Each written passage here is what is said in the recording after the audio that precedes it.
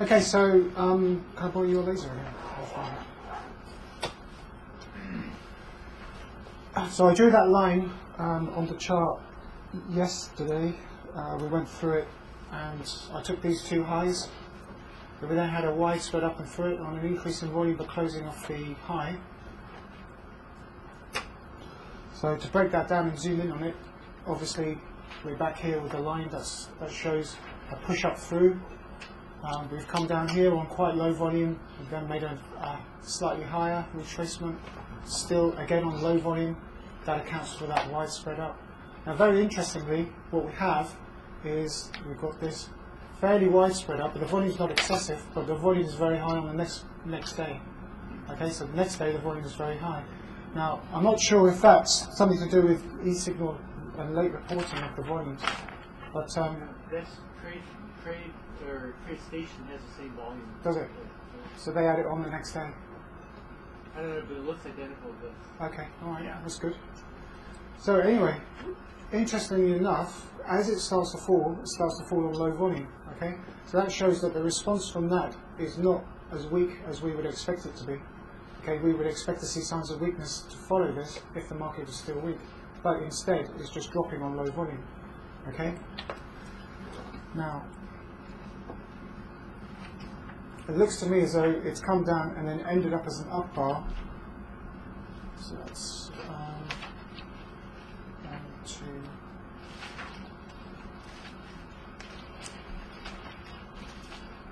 Because that's the higher volume. Yeah, that one. So that's the high volume on that up bar. Can't quite see it from here.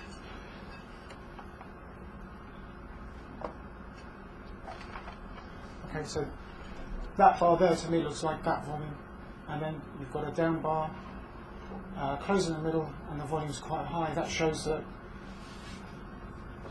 it went up on low volume, and because you've got quite a wide bottom tail there, that was fairly weak. It went up on really low volume, less than the previous two, so that you could say was a low volume up bar. Not sure I'd call it a no demand bar, but it was a low volume up bar. But then the next day they gapped it down, and obviously there would have been some selling, which the other side of the trade would be stepping in and buying that, and then that pushed the price up the next day. It's quite interesting to see that. If you have a gap down bar, narrow spread, close in the middle, and next bar up, you've got to assume that there must have been no result from this. That the volume is off. The higher volume is on that up bar, left to the B. Right, is it? Yeah, left to the B.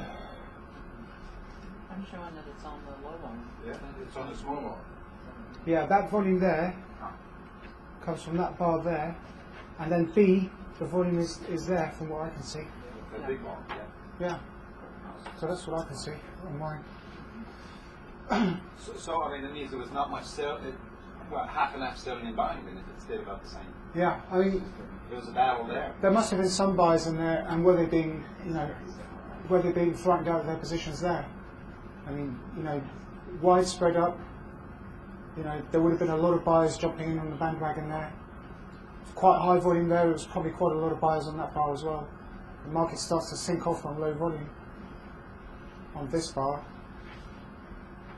and the next bar is up on very low volume, and then you have this gap down bar close in the middle of the next bar up. So then we have then a down bar on low volume. So there's no real weakness at this point here as it bounces off the top of this line running across the top. But as it comes up to C, it then goes up on low volume, and then we have a gap down next day. Now if you get two down bars, I say then that's usually weakness. It comes down widespread down through the top of this trend channel. Okay, that's a sign of weakness. Increase in the volume. Now we've got broken data there from e-signal. I don't know why. Then it starts to go up on low volume as it approaches this top of this trend channel. So you should really be looking at some sort of a short position now, or if you were long, you definitely want to be out of it.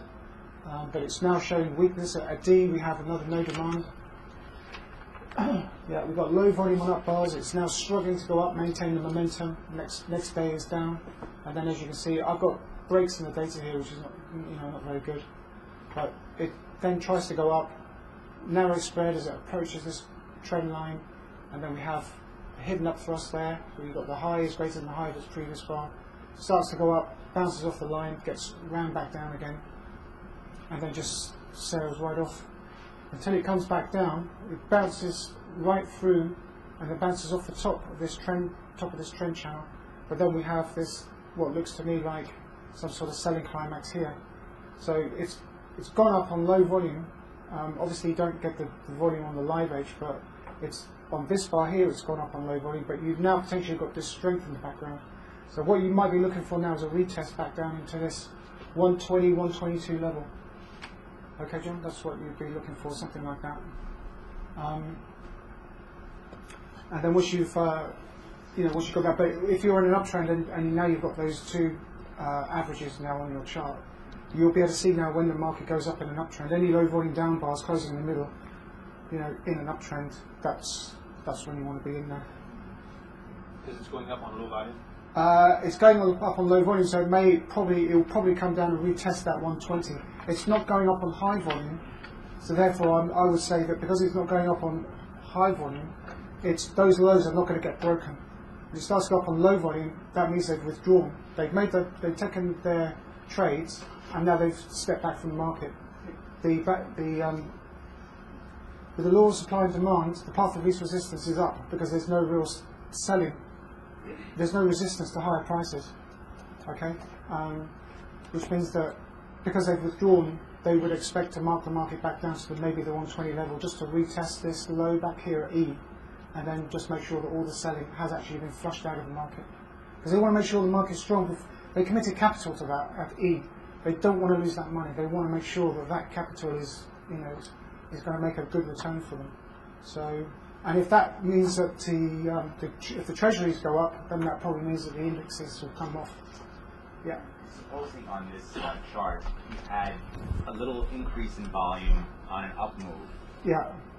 And it went into the previous range to the left. That whole. At point E.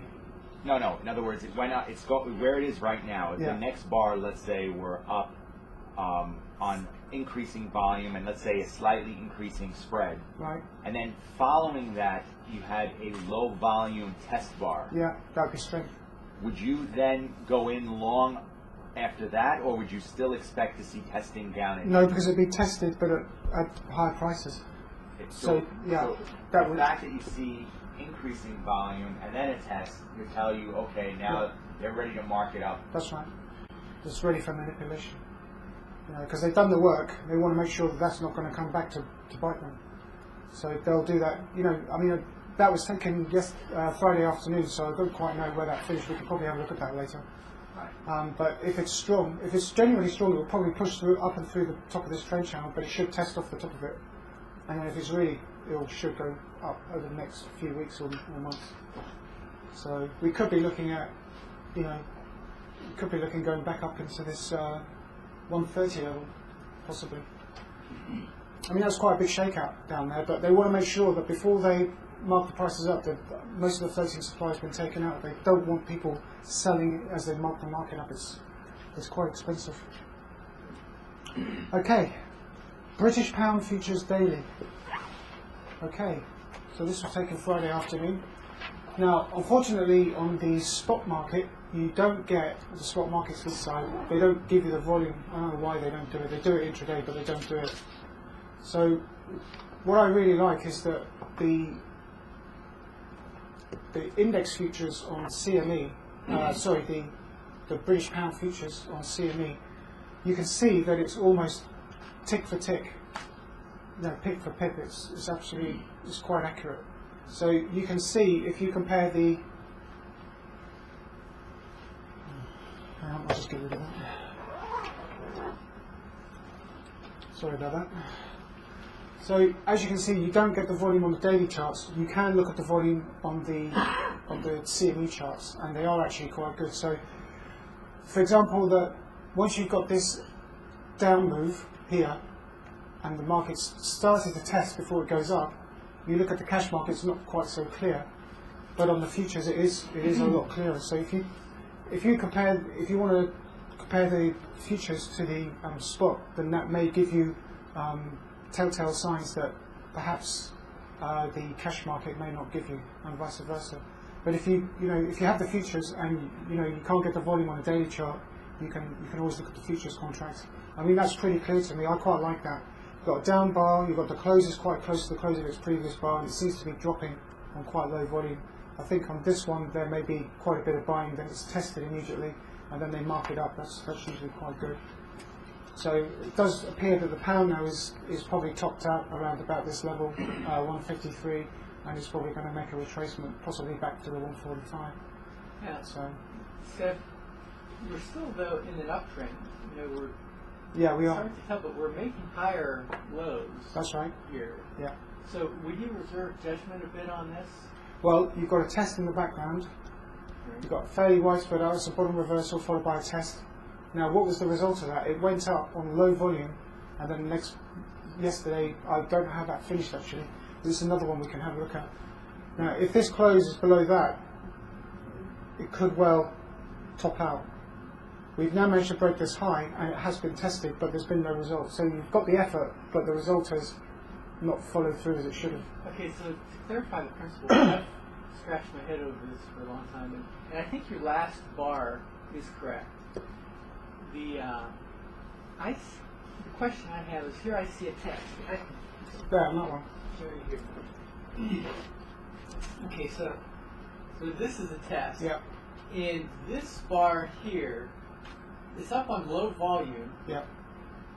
Do I discount this because it's low volume? Or do I, here I'm waiting for the next bar. Yeah. Well, my next bar is strong up, but it's low volume. So that mitigates that, so to speak. So then am I looking for the next bar to help confirm what's going on? Yeah.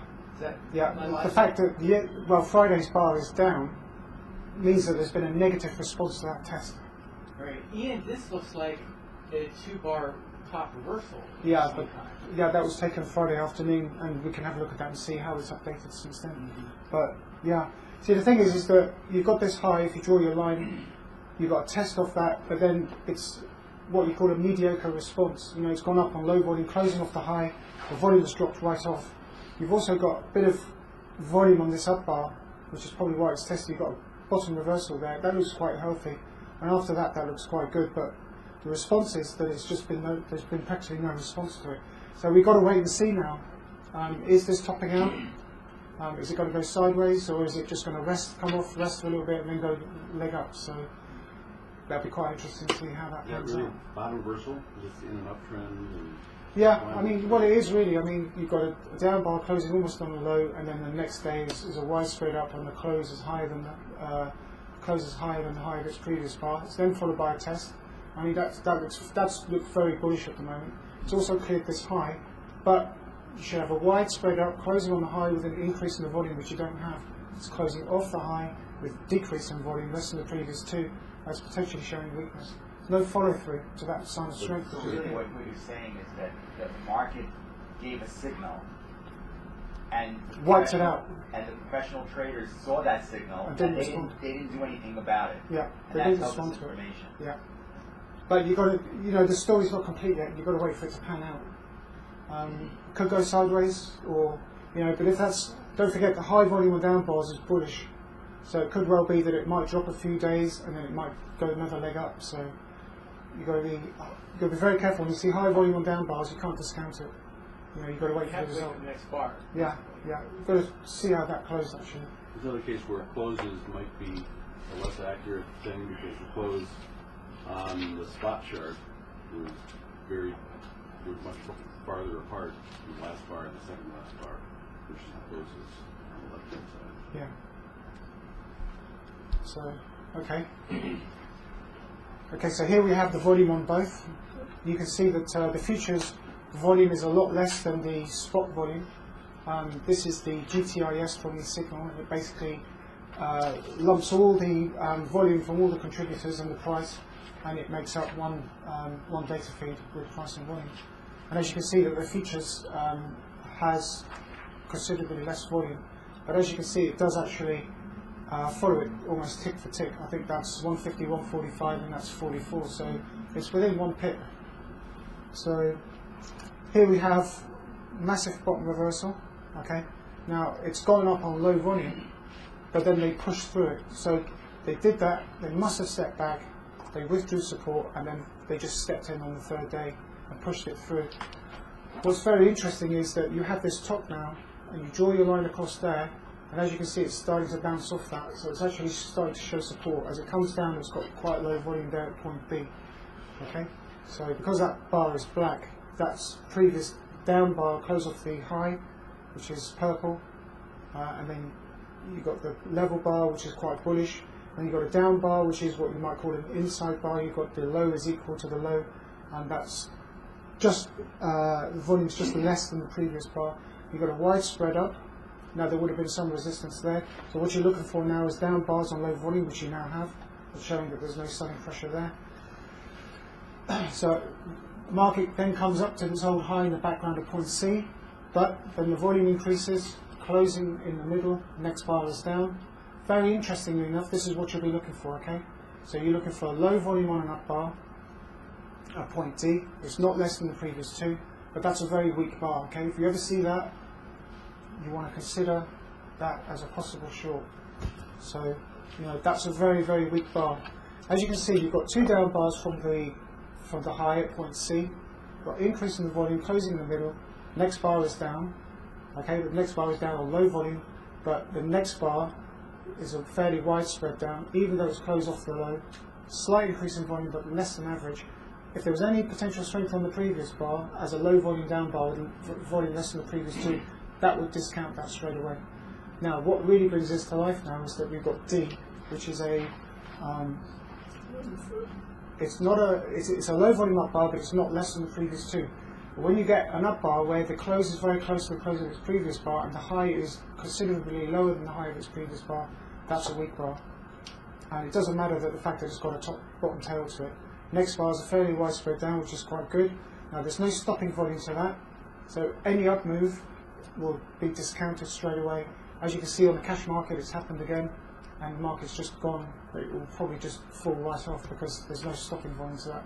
That's come out, it's made a top into a previous high, and the response from that is weakness, not strength. So you'd expect no positive response from that. That's an inside close thing? Yeah, yeah, you can call that some people call that an inside bar where it's actually inside. The whole bar with the actual close is between it's higher the than close and previous high. yeah, yeah, Another level of yeah, insideness. yeah, yeah.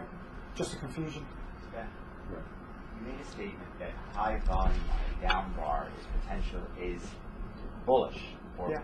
So when is it not bullish? I mean, in other words, one would think that at a certain point when the market's going to come off, that you are going to see some high volume on the top.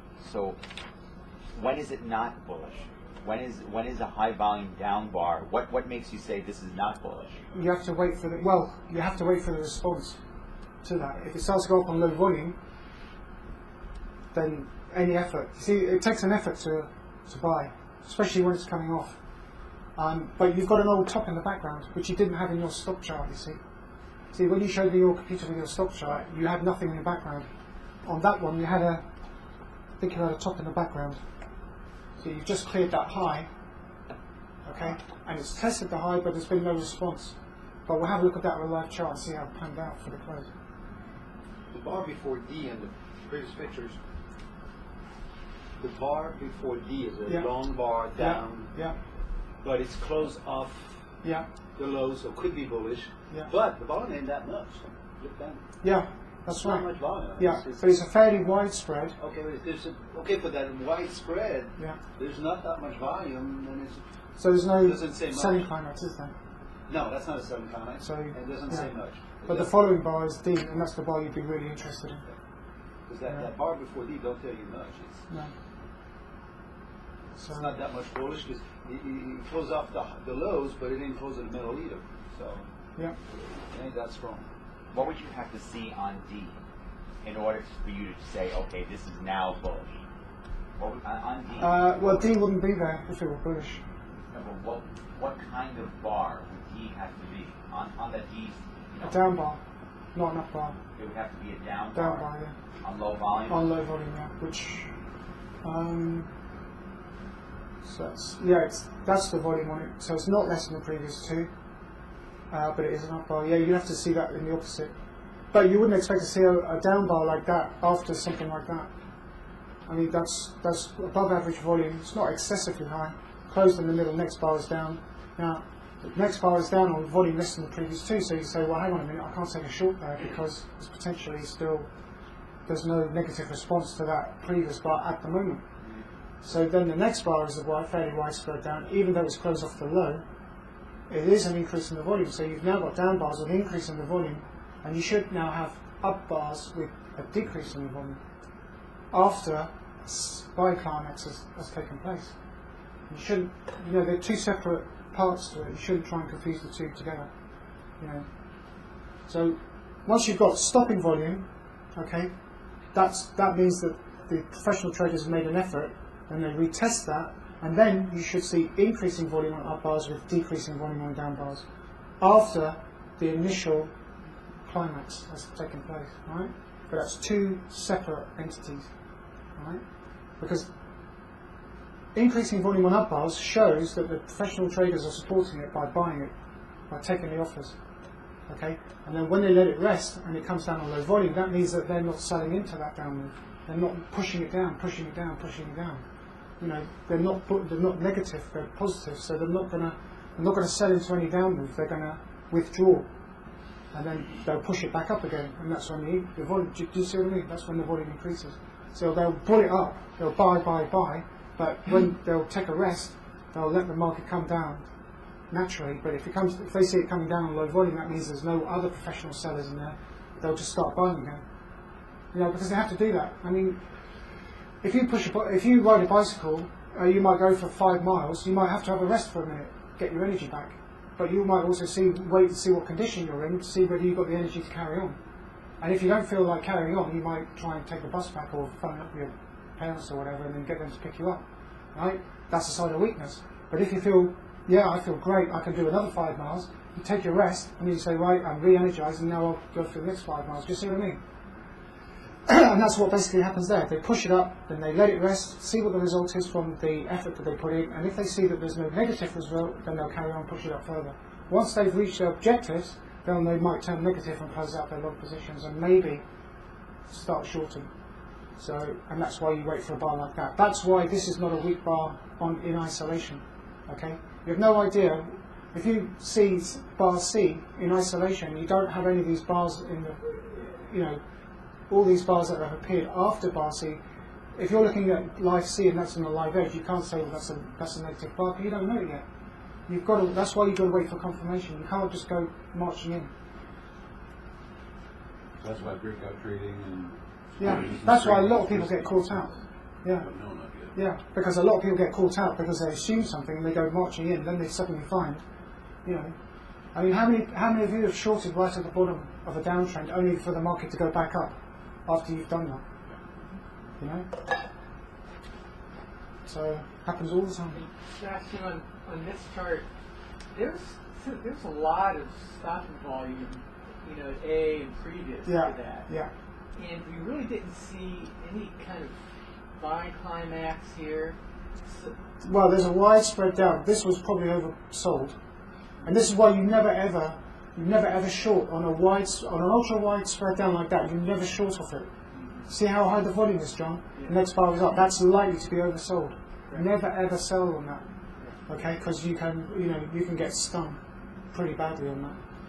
Great. But my point is, at A and previous to that, there seems like there's a lot of stopping volume there. Yeah.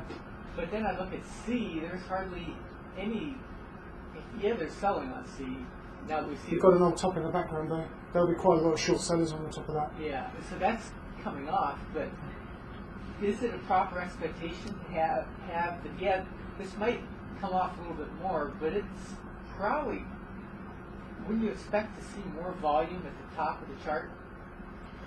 You would, but then the volume on the futures contracts is not as high as the volume on the cash market. So I think the cable only has about 98,000 contracts on average traded in a day, whereas the euro on CME is about 178,000. So it's obviously double the volume. So you wouldn't necessarily expect to see really high volume on the futures contracts. You probably would on the cash market, and as you can see, the volume is a bit higher there. It's about average. But again, it's not excessive. But again, you've got an old top in the background, and there's been a negative response to that. But it's point D that you're really interested in. It's the result of that. When I was talking high and low, I was talking relative to the volume we saw over at 1,300 and just after 1,400. Yeah, there is a lot, but there's also quite high volume on these up bars too. But that was a widespread up, and then it comes down on low volume, so that was bullish because of the result of B. If that was negative, then that would just sink right off and it would come back down to the lows again. But yeah, there was a fairly widespread down, take out stops. So that is, you could say that yes, that is initially a weak bar, but the next bar was up. You see, so if that was really that weak, why was the next bar up? There is still quite high volume, so there's a lot of churning there. So it's whipsawing basically to catch stop losses, flush as many people out as possible. You want to look at C more, I think, how weak that bar is, you know what I'm saying? Because there's a lot of volume on it, it closed in the middle. Yeah. It's going to... It's a widespread as well. Yeah, and it's going to the old top. I don't see the rest of the chart. Yeah. But it's an incredibly weak bar. Yeah. But the volume is... It should really be like that, but it isn't. It's weak, but it's the result of that. You've got to say, right, okay, I've got to pay attention to that, but I'm not going to trade on it. When you see D, you've got to say, right, that confirms that C is actually weak. So that could come down a low volume, make a sausage shape, or it could go next leg up. You don't know that's going to happen. That's why you've got to wait for the results. That's why it's so important that you don't go, marching in, but you just wait and wait and wait. And that's where the patience comes in. It can be quite frustrating. Especially if you're looking at a daily chart, you're looking at 3 days later on that one. It's 3 days before you can take a position on that. So, and it's like I say, if you're doing intraday trading, on the S&P mini, you could wait 4 hours for a trade to turn up. Supposing you're doing a live trading run, and you've got to wait 4 hours. I mean, people are going to get bored, aren't they? Have a lot of nice music in it. So, yeah. So, anyway. Okay, so this is obviously the futures contract again. I actually quite like this futures contract. Here in the background we have quite a bit of buying on the 10th of March. The nice down bar, quite high volume, next bar is up. And then you can see how you then got a narrow down bar, closing off the low, increasing the volume. Next bar is widespread up, the next day is quite good, quite bullish. Even though the volume is less than the previous two, you've got strength in the background, so you would ignore any potential weakness on there. You've got this strength back here, with this high volume on down bars, fairly narrow spread, followed by this down bar, closing in the middle, just below average volume, so it's still okay. Now, very interestingly, it comes up here. You've got quite a down bar, fairly average spread, close off the high, close off the low, sorry, and then you've got this increase in the volume. Next bar is up, but then it starts to struggle to actually maintain that. So actually, failed test. The volume is too high for a test. Failed test. Failed test. No, because the next bar was up. It's not a test, but the next bar is up. So there must have been enough buying on that day to push the next day up. Do you see what I mean? So it's a positive response from when they've dropped the market. They've bought it, so they're obviously still bullish, and then they've probably just withdrawn from that because they've stepped in, they've bought it. The next day is up, low volume, closing in the middle. Then you've got another day up, closing near the high. Now I would say that that was probably a bullish bar, but then the next day it gets pushed back down again. But notice how the volume starts to increase on this down bar, closing on the low. Spread is not that wide, and then it starts to go down on low volume, look. Okay, and then you've got this bar, slight increase in the volume, closing in the middle with the next bar up. Okay, so you've made a low, and then you could say that that's a... I mean, look at the volume down here, that's a sign of strength 6. So you've got a retest, you've got a down bar, narrow spread, low volume into almost this here, where this volume's high. That's a test at a higher level, okay, of this supply area here. So the only natural thing is for it to go up. Now it starts to have a go at this top. It starts to show a little bit of weakness, but look, it starts to come down on low volume. Look, there's no real selling pressure there, and that's a down bar, narrow spread, closed in the middle. The volume's just about average. Now there is a little bit of supply on there as it this is a slight weak bar as it approaches this old top, and that is a hidden up thrust right there. So that is actually a sign of weakness there. Okay, you've actually got a hidden up thrust and you've got a top in the background. Okay, so that one there, that red bar there is a hidden up thrust. Okay, and you've got quite a bit of selling on the previous bar because it's an up bar, quite high volume, fairly narrow spread to average. But interestingly, it's immediately countermanded. Look, you've got this hidden up thrust, and look, market goes down and closes on the high. Okay, the volume's still around about average. So if you imagine two boxers in the ring, and one of them hits the other guy, he goes to the floor, he immediately gets back up. That boxer has to assume that his opponent is not as weak as he first thought, and that's what you've got to consider here. If you get a hidden up thrust and you get a down bar and then it closes back up off the lows, you've got to say, well, hang on a minute, that can't be that weak because why is it coming back up? Okay, and then the next bar is, I think, that's a down bar, narrow spread, closes in the middle, and the volume's still average, but then you get another down bar, and the volume's less than the previous two. That shows you there's no selling pressure. So therefore, there was initial weakness at this high, but the follow through, and that's why you don't go marching in going short on that, because the response to that is that it's not weak. Okay, that's why the market starts to go up. But very interestingly, it starts to then go up on low volume as it approaches the top of this up thrust, and then it comes back off again. So there is enough supply there to knock it back down again. But then you've got two down bars on low volume, you see, so it can be very frustrating. But this is what trading is all about. You know, it's about understanding that the balance of supply and demand. Now, very interestingly, you've got low volume on that down bar, and then you've got an increase in volume on that bar. I'd say that bar was quite weak. Now, but look at the response to that weak bar in the background. Okay, it's a down bar, close off the low. Again, the volume is about the same. It's above average. The next bar is up. Okay. Now, interestingly enough, we've got an up day. Okay, so there must have been enough buying on that previous bar, closing off the low, push the next day up. But there's an increase in the volumes. Okay, so you've now got an up day with an increase in the volume, closing near the high, and then look, you've got a down bar. And the next bar comes off. Yeah. So that could be a potential weakness. And look, that's extreme volume on that. On that up bar. Yeah, but the next few bars are going down on low volume. Look, I mean that one's down on volume less than the previous two. That one's down on less volume than the previous two, and that one shows the down bar closing off the low with an increase in the volume. So you've got a test, and then you've got a test, and the market just goes right up. So it is actually still in an uptrend. And the two bars where the arrow is, the bar before that, That one.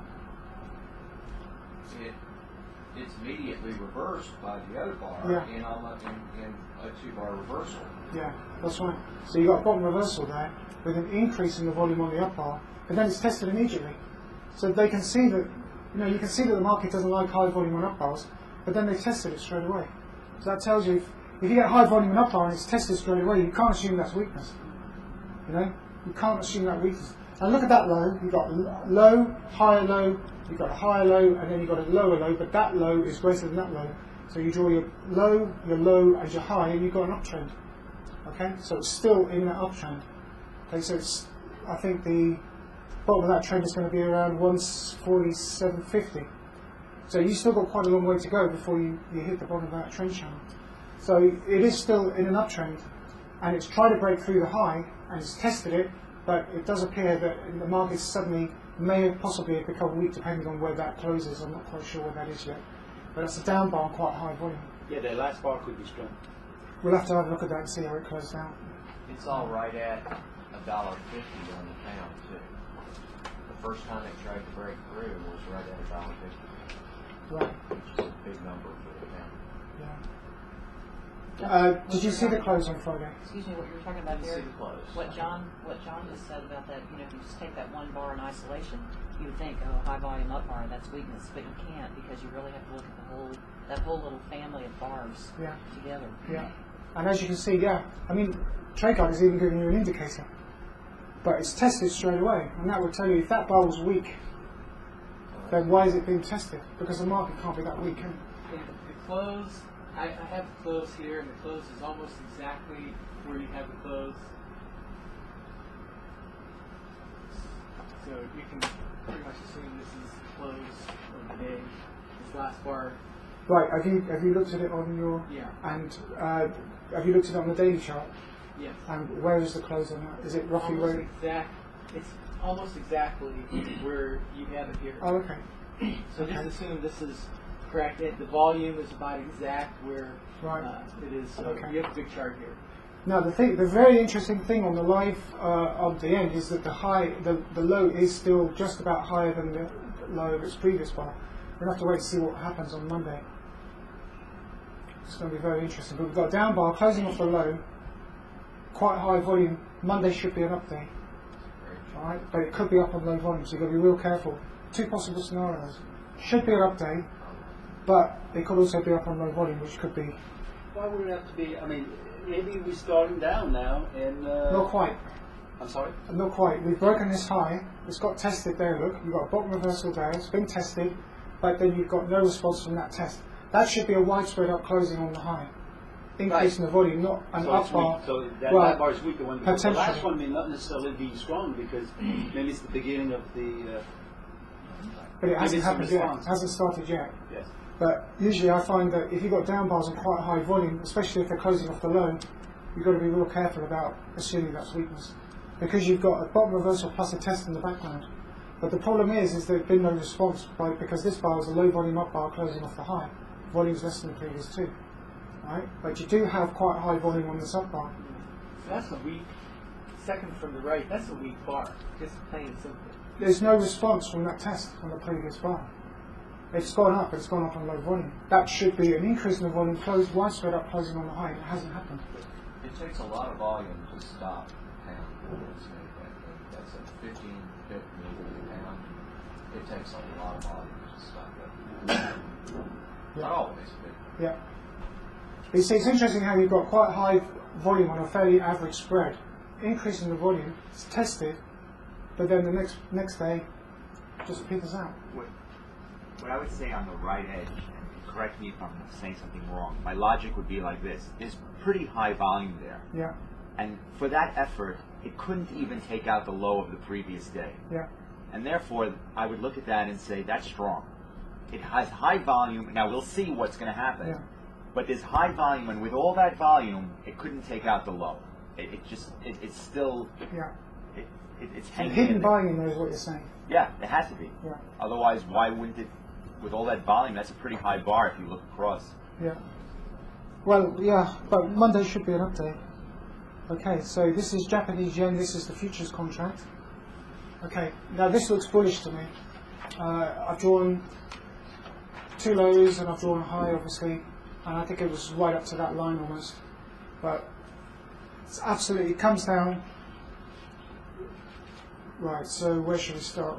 Don't really have any really high volume on these down bars at the moment, so I could take it from there. Market's falling down on fairly average to narrow spreads. The volume is around about average, so there's nothing really significant there. You then got an up bar closing in the middle, followed by another up bar closing slightly off the high. Slight increase in the volume, but it's nothing. It's around about average. Very interestingly, you've now got a down bar with a fairly narrow spread, which is an inside bar, closing slightly off the low. Slight increase in the volume with the next bar up. Okay, that's fairly bullish, but there's no response to that. Okay, so you've got a low volume up day. Okay, and it's fairly average to widespread. And then the next day they start to push it up, and it gets knocked back down again. Very interestingly, the volume starts to push up. So this is a very strong bar here, and this is the one that one of the ones that I look for. So you've got higher lows, and then suddenly we've got what I call the close is lower than the close of its previous bar, but greater than the low of its previous bar. Did I say that right? It's low. The close is lower than the close of its previous bar, but higher than the low of its previous bar. Yeah. So that's one of the ones I like to look for, and as you can see, the response from that is up, not down. Okay. So you ever see one of these, and you've got strength in the background. You know, that's one of the ones you should check that out for yourself and back test it on charts. But you should find that the market will probably respond positively to a bar like that. Okay. Now it's a down bar and it's an inside bar and the volume's quite high. It will have to be tested later, but that's fairly strong to me. So the next bar is up, although it's closed in the middle. just buying on those previous 2 bars, so there could be a shortage of contracts on that, which is probably why it got pushed up. And you've got another down bar closing off the low, increasing the volume, okay, with the next bar up. Although it does look as though it's struggling now to go up. It's now going up, there's a narrow spread closing off the high, but you're in an uptrend, you see, and that's the problem, it's still making higher lows, okay? Now, you've got this high back here, and then the market starts to increase the supply, and then it goes up on low volume, okay? So, you could either say that's an up thrust into a previous high back here, but the volume is low, but Tom says that the volume can be high or low, so it goes up, okay, it's not supply swamping demand, it's gone up, there's just no interest from the professional traders, they can see this high in the background, they're not interested, they just withdraw, prices close on the low, and then you've got a fairly wide spread down, increase in the volume, okay, which is fairly negative, and then you've got another one, but then at B, they start to reaccumulate again, okay, so maybe they just wanted to let the market come back down again so they could test this low back here, okay, so you've got fairly average spread, down bar, the volume's quite high, next bar is up, that's fairly good. Now at point C we have a test, okay, now this up bar, this blue one, was probably a shortage of contracts, so that's probably what you could call a vacuum, okay, but it's tested at point C, and then it starts to go up, and then they just ram it back down again, probably on news or something of some sort. As you can see, it's down bar, closed in the middle, okay, you can then draw your trend channel, next day is up, increase in the volume, that's fairly bullish, you'd expect a test then to happen, but you haven't seen the test yet, so I would expect that the high at point A would get broken on this trend channel and it would test and then carry on up. The US dollar against the Japan yen is actually looking quite bullish. So, I took a trade here, it got stopped out. I saw C, I was watching this. Right. And I saw the response to the bar after C, and I said, okay, I see B, strength, C is a test, I've got a response, so toward the close of bar, 1 bar plus C, I took a long position and put my stop, and it just a little bit below B, and then D kind of zaps me down here. That's why the volume is high. On D. Yeah, stop losses, they're catching stops. But the fact that it closed in the middle, John, I mean, you should have gone in on the next bar. I should have gone in on, that's right, I should have gone in on the close of D. You can see how devious they are there. Yeah. They don't want you to be in there. They've seen the test, they've seen the strength of point B, they've seen the test, and D is a stop loss catching maneuver. If you flip that upside down, that would be an up thrust. That's right. You know, really, the lesson is you have to be careful when you're setting your stops, because if you set it in an obvious place, probably everybody else is going to set it right there too, and you have to go down a little deeper to avoid that. But I've been in this situation before, and I've said to myself, look, I know I'm right. You know, I'm losing money, but I know I'm right. I just have to sit on it, and I will ride it through, and I have. You know, and all my emotions are telling me, you know, you're in danger, you're going to lose money. You know, my head is saying to me, get out, you know, you're losing money. And yet, the other flip side of me is saying, no, I've got strength in the background and it's been tested. This is, you know, a stop loss capture maneuver. I know I'm losing money, but I should stay in there. And of course, I have stayed in there, and then I've ended up making money. But it's that emotional roller coaster ride that you go through, you know.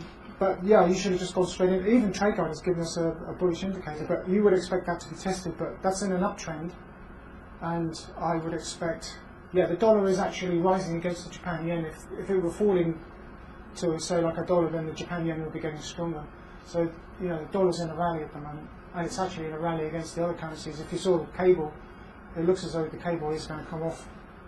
Probably will come off based on the dollar's strength back here. Right, now we're back to stocks again. So we've got MasterCard Daily versus the S&P 500. And I think this is for you there, Janet. I think you asked me for MasterCard. So again, you don't have the volume on the cash market, which is a bit frustrating. What you could do is you could use the spider, the SPY, I think it is, yeah. And that will give you the daily volume. I think the real-time data feed, which is integrated into TradeGuide as an option, I think they're going to start giving you tick volume at some point in the future, but that's something they're working on. They've got other stuff they've got to get out of the way first. So, very interestingly, if we actually compare MasterCard to the index, you can see that MasterCard has gapped up, closed way off the high, and you've got quite high volume. Okay, and then the next day is down bar. The next day is down. It's closing on the high, but then it starts to come up and look at the volume. The volume is low as it comes back up again. This is weak. So what you're seeing there, Janet, is that the MasterCard has topped out quite a long time before the index.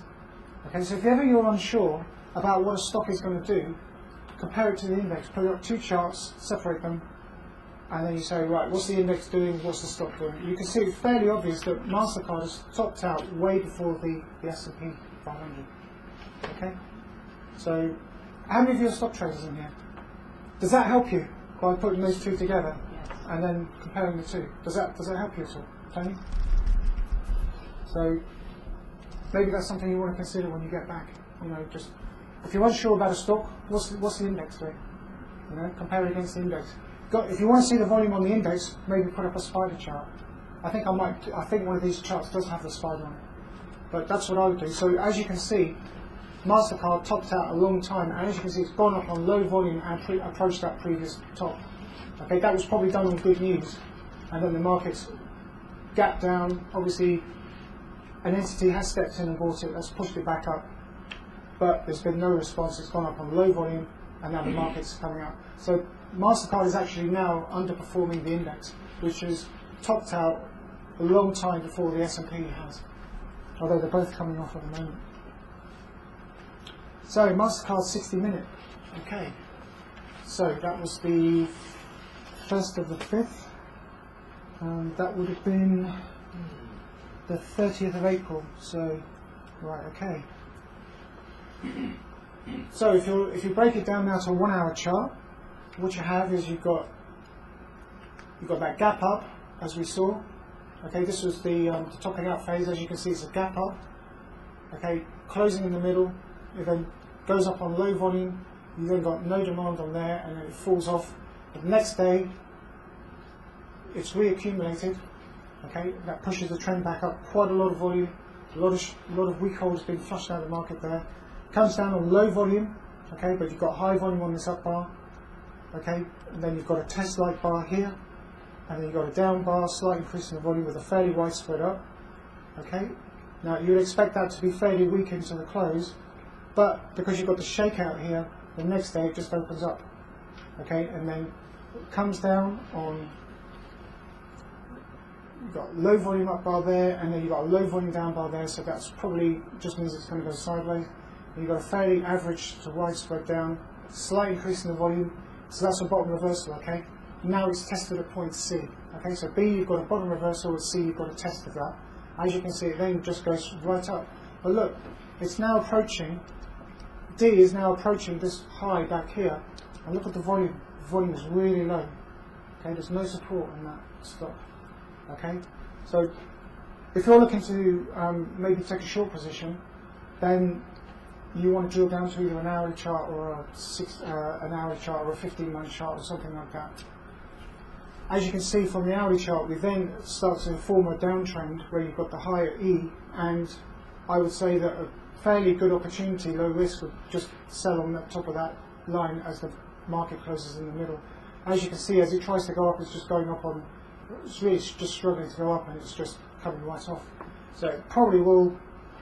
What you want to be looking for now is this 168.61 level. You've got this close of this high volume, and it looks as though it's going to touch that maybe on Monday, and you just have to wait for the response to that. Okay, so it's gone up, it's made a high, second high into this previous gap up. This was where the weakness came in, and that's when the stock started to climax before the index. The index still rose afterwards, but the stock just didn't have the buying power to get above this high, so it was fairly weak. The issue is not been that much selling on that climax, the top there. We didn't. I mean, about it. We didn't have a buying climax. That's right. Top there. That's we didn't right. see that. That's right. But if you look at the response here, okay, it went up. It went up on. I mean, the volume isn't even really not even that high. But it's just gapped up to bring in buyers. maybe there just weren't enough buyers to sell into.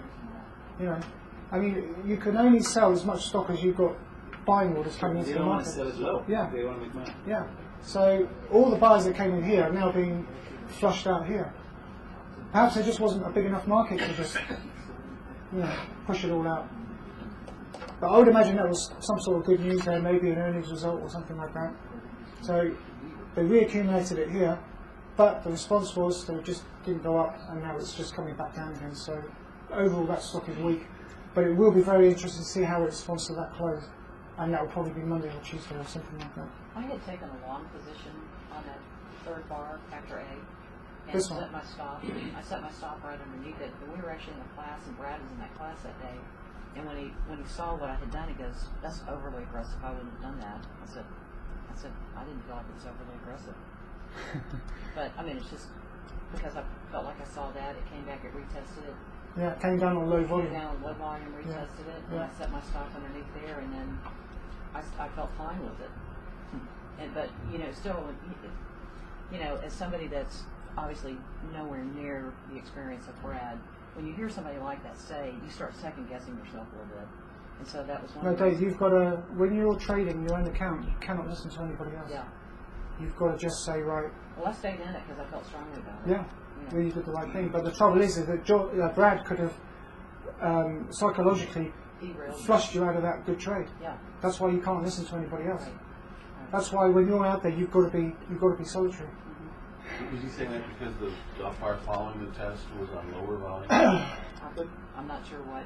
You know, I know he has his own. The next bar was his own very criteria. strong. I'm not sure why.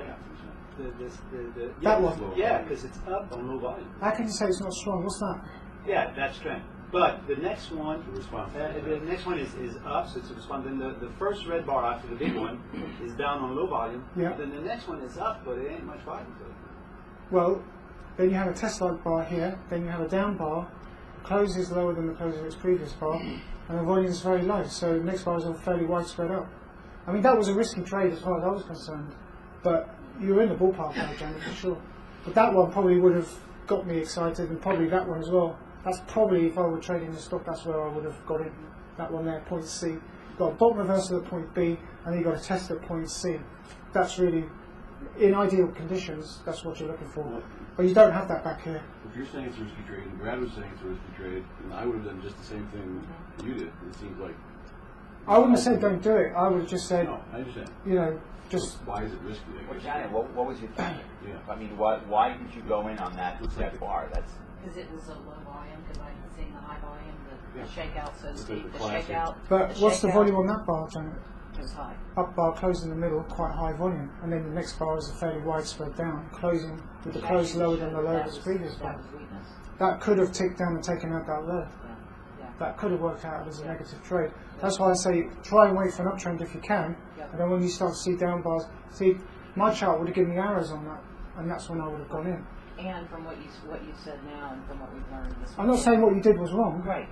I'm just no. saying that it was Well, a and bit I more had a real risky. tight, and I had a real tight stop. Yeah. I mean, I entered and my stop was right underneath Right. where I got in. So Right. if I was wrong, then it was going to take me out. But I wasn't going to lose hardly anything. So I set a real tight stop on it. Yeah. But from what you said yesterday, where you see the principal, so the principal was at A, and then you wait for the response to the principal. That's right. And so really, we didn't really see the response to the principal until you get up to about C. Is that correct? That's right. Okay. But yeah, now the interesting scenario is: are we going to have a retest on low volume into this? Right. Okay, so that's what we're And looking then for. we'll see. We'll wait for that now. Tony? Janet, did you look at a 15-minute chart when you saw that sinus trend? No. You didn't, okay. I was in between. That second bar, the blue bar, the blue bar after 8. That one? Yeah, I mean it's got a lot of volume. It's up on high volume, which shows that there is a lot of supply there. And that's a fairly widespread down closing, slightly off the low. But you see, the problem for me is that the close is lower than the low of its previous bar, which is quite high volume. Yeah, you've got the shakeout, but then it goes up on quite high volume. It shows there's a lot of supply that's going to have to be taken out. So I would have expected a retest back here somewhere. But it didn't. I'm sorry. Did you enter on the red bar after A? Yes. I might have entered on the blue bar after your red bar. That one. Yeah. at the close there, then you see a bottom reversal. I think that's super strong. But Yeah. Or that one there, John. yeah. Or even that one there. Yeah, 'cause I've That got- was a good one I've because got rising lows. yeah, Yeah, but but as higher an lows. as an options trader, though, John, you've got a 4-point. I don't want to set a 4-point stop loss on the option. Mm. But Janet, when you see the other bar, you're happy. You know what I'm saying? Somebody told you that it's risky, but they're going up. You know. It was risky, but I didn't say it was a bad trade. No, just say it. Right. You look good, God. Oh, I'll take one of those. This Put is it there. high stop. And that's what it's all about, risk. I struggle with this because I know that the more risk you take, the tighter your stop is. Your potentially could be if you set it right. So on one hand, if you set your stop right, maybe it's not as risky as some other people might think. Does that make sense? Yeah, money But Janet still made money from it. Yeah. Yeah. See, Risky to fail, but not risky to lose much money. Yeah. That's right. the good thing is that Janet did make money out of it. So, you know, Well, and I closed out up there on 5.5 on those when I saw those high volume up bars at the close of 5.5. Is that when is that? where is it on the chart? After C. After C. Oh, those. I closed out. Okay. Well, you made good money. So. She's buying lunch. Yeah. Thanks on you, Janet. So, but now, as you can see, we're in a downtrend, and as it approached the top of that downtrend, that would have been your supply line. There would have been shorts on there. So, any of these up bars after that would have been a good, put. You could have had good puts on that.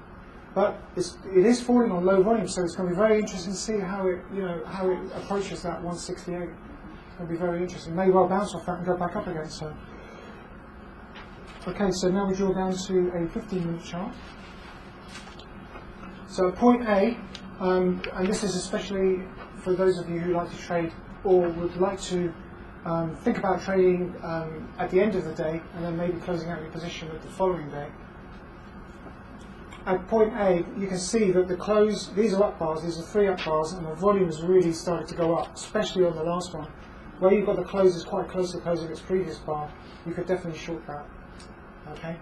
So you've got high in the background, there's not really any signs of, a bit of a sorcering under, but nothing really significant. But that, right at the end of the close, you should be looking to short that. Obviously you want to study it first. But you should be thinking about, maybe weakness coming in at the end of the day. Gap down, it then goes back up on low volume. Look at point B, you've got really low volume compared to the high volume at point A. That also tells you that the market doesn't have any buying power to go up and through that old top at point A. As you can see, you've got an up-frost type bar at point B. The market then sells off. And now it's point C, you've got some buying at the end of the day. Okay, so fairly widespread down, but still weak. It's now starting to take out lows, increasing the volume on the down bar, and then on the up bar you've got and on the next day, you've got the opening bar, it goes up, closing way off the high, quite high volume, and then you've got another up bar, low volume, and as you can see back here, forward going on further, you can see how the market's now struggling to go up. Okay, so there's no stopping volume in the background. It's got quite high volume on that up bar. Then all these blue bars that are going up on low volume and narrow spreads. Okay, it just shows you. Point D, you've also got struggling to go up. It starts to go up, closes on the open. Then you've got another no demand bar just after you trade guide will give you a signal, and then bang. Now, as you can see, you've got a down bar closing way off the high, but because the low is greater than the low of its previous bar, it's not for me a test. And the range or spread is quite narrow. You're in a downtrend, so that's another bar you could probably short on. And as you can see, the market is gapped down, and there's just no response from that opening bar. Gap down bar, close in the middle, quite high volume. There's just no response. The market's so weak. That's stocks being taken out, or maybe even shorts from the night before, closing out their positions. I would estimate that you can probably do quite well just by doing that alone. If you just look at the last 15 minutes of the chart, on a stock chart, you could buy or sell at the end of the day. And I reckon you could do quite well. And you'd have the rest of your day free to do other things. It doesn't tie you down, So, but it is, it's taken out that low, so that's quite weak. So the market's still weak at the moment in MasterCard. How do you know that the first bar, the bar before E is not strong? I mean, let's look at it. It's a down bar with tons of volume, Yeah. excessive volume, Yeah. let's say. Yeah. and I mean, it's not in the middle, but almost. That could be tons of volume in there. But what's the response to that? Yeah, it's going down. See, again, you're taking that bar in isolation. You've got the weakness in the background. You've got the weakness right at the end of the previous session. It's in a downtrend overall. I mean, I see your point. You've got a gap down bar, quite high volume, but the market just continues down. There's no response from it. You know? That's the problem. You'd expect a positive response from that opening bar, not a negative one, which is what you have. And as you can see at point F, as it tries to go up, it's just making a lower high and the volume's low. You know, the market just stops. But the day before D, I mean, to get, okay, you look at the last 3 bars, the last 15 minutes before you make your decision where you're going to go the next day, right? Mm-hmm. I mean, you got to make a decision there so you're ready for the next morning close. I can't see it where what's telling you that it's going to be that weak the next day.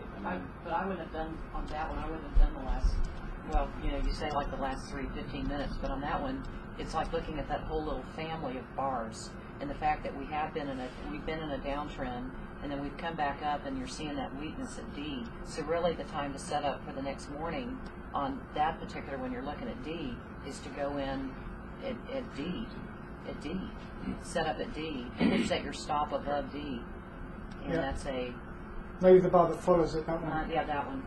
Yeah. And then what's really nice is you're ahead. You're already, as Tom Williams says, you know, it's in your favor. It's already in your favor. By the close, you're already in profit. Right, you're in profit. $2-3. But D is D. It's a weak response to, you know. D is not enough. Okay, D is not enough. Trust me. It could be Slight increase in the volume, close way off the high. Next bar is no demand, and it's a weak response to this. See, that's the reason why you've got that, is because of this. Okay, the market's gone down. There's been a little bit of an uptick in the volume.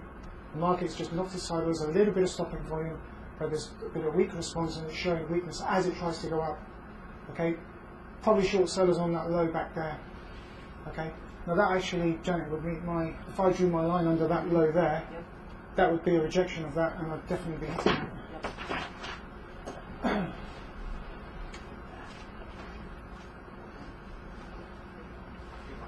Towards at point D, from the sign of strength in the background, the immediate background. At point D, aren't you still in a minor uptrend? The lows are. Yeah, but there's no stopping volume or shakeout, is there? There's no transfer from weak holders to strong holders. There isn't all the way on the red bars there. No, that's not enough to stop the market. It's nothing. It's some, but it's not enough. And as you can see, it just drifts up, and then when you start to get up bars closing off the highs, closing on the lows, that shows you that it's just no response. It's just, you know, it's just no response to it whatsoever. Explain to him why D is not enough for us. Because here, John, you've got this up thrust has this weakness here in the background, but there's not an old top there. It's just sloped all the way down. Okay, so that is a sign of weakness, but it's not really enough thrust because there's no top. Do you have to have a little top in the background? Do you just have to Ideally, yeah. Ideally. Yeah. That's why B is a good up thrust, because you've got the weakness at point A, whereas it's just sloping right off. It's just a weak response to this. There is some stopping volume here, but that's just a weak response to that. That's all. And the last, before E, you know, the last real bar of that day is an up. No, it's a down bar. It's a down bar, but the volume's quite high. Okay, but because you're making lower highs and you've got the weakness at point D, there's going to be no positive. There can't be any positive response. The volume's far too high. It's showing supplies there. There's too much supply on that down bar, closing off the low with the weakness in the background. That would have to be tested the next day, and it isn't. It's gap down. That's weak, right? This shows that there is supply there. Okay, even though it's closed off the low, it does show that there's a lot of supply in the market there. You cannot say that's a strong buy in its own right. It has to be tested. The next day is a gap down, but because of the weakness at point D, you'd have to assume that there was supply on that bar. So to be strong, it has to be tested. Yeah, it'd have to be shake out next day, and then the market would have to rise. Okay, so now this is the MasterCard on a 15-minute against the Spider on a 15-minute.